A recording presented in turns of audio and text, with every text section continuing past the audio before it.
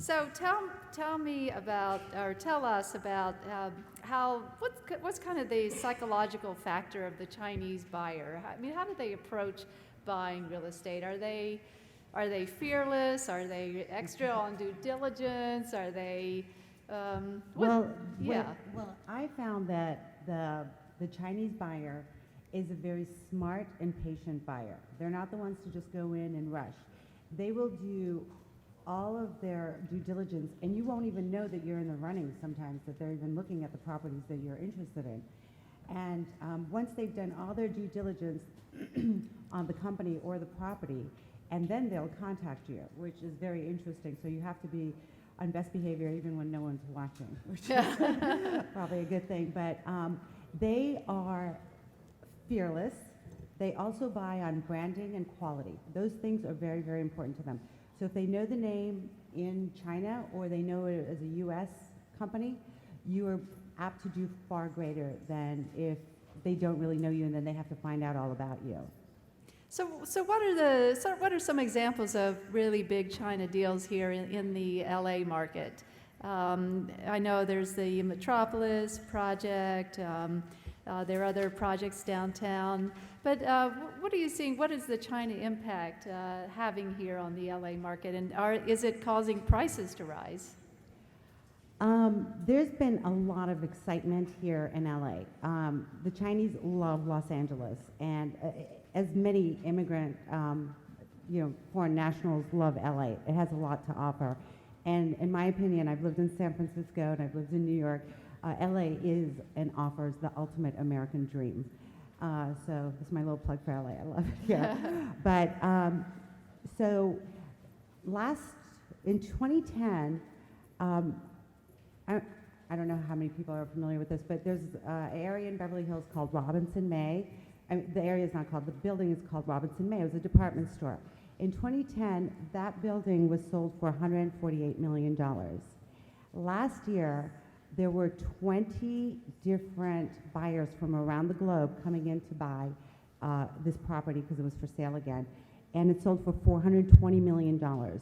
And it was sold to a Chinese company, the Wanda Group. I don't know how familiar you are, but they're amazing. And they will be putting billions into it.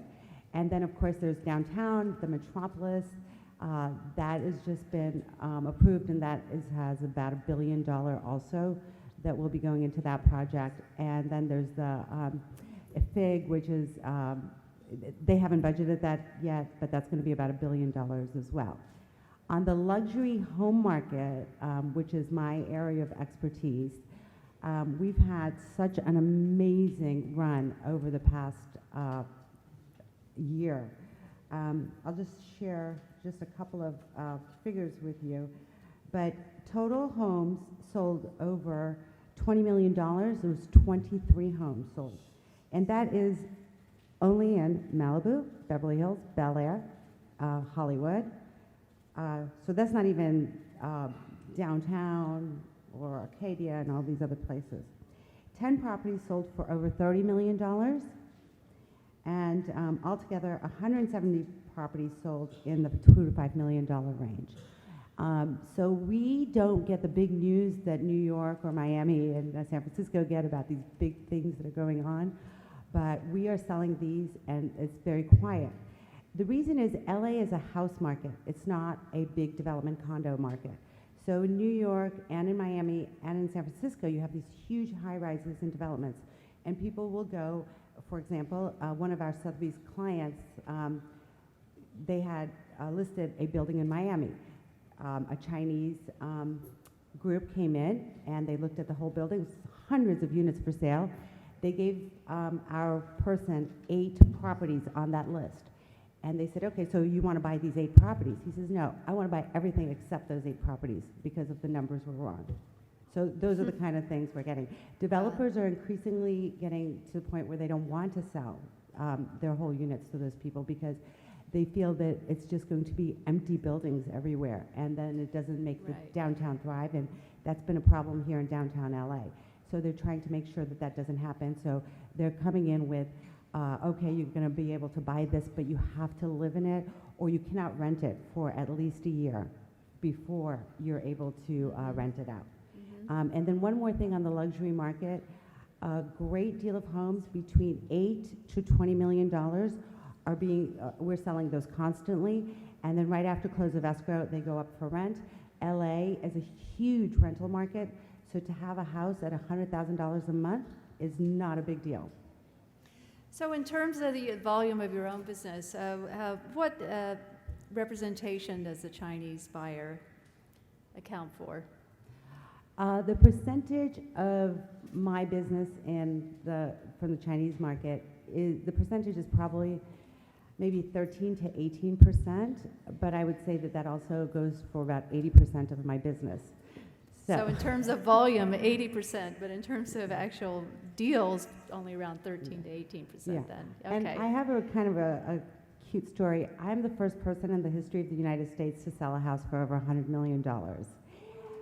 And that was... And it went to a technology legend, by the way, too. And his name was Yuri Milner, and a lot of people have read about that, so I'm not saying anything out of school. And I represented the seller, who happens to be Chinese. And I find this so interesting because people talk about a bubble, and I'd like to share with you why I think this little story is interesting. Fred Chan, who was the seller on that property, immigrated from China, and he built an electronics components company and took all that money, kept putting it in real estate to the point where he built a home that was worth over $100 million.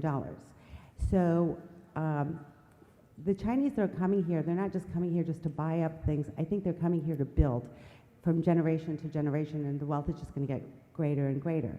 While we were in contract on that particular property, I had another person from Sotheby's in my office, and they had a client from China who came in and made an offer of $125 million for the same property. And once we're in a contract, we can't get out of a contract. But they said to the buyer, Yuri, they said, we'll give you $25 million just to get out of this contract. And it's like, no, where am I going to go? So anyway, clearly the air's very thin up there, and they're very, very competitive. So speaking about stories, what about the penthouse at the Ritz-Carlton Marriott downtown and the influence of Feng Shui and how that came about? Feng Shui is so important in our business, and now it's getting to the point where everyone's doing it, not just Chinese. I do it. I have a master Feng Shui master that works with me, and so he was called last year. The Ritz-Carlton penthouse was just not selling, and nobody could understand why. It was beautiful, nice views.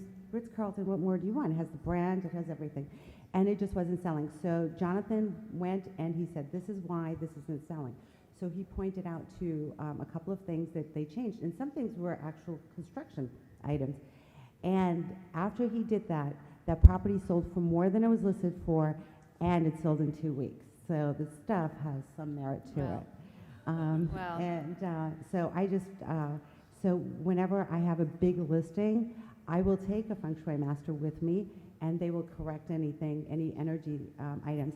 I find that the Chinese buyer, they're not emotional buyers, but they won't say, oh, I'm so in love with it, I'll just forget that little thing is wrong. That's never going to happen. Okay, well, that's great. Thank you, Catherine. Really appreciate your expertise on this market.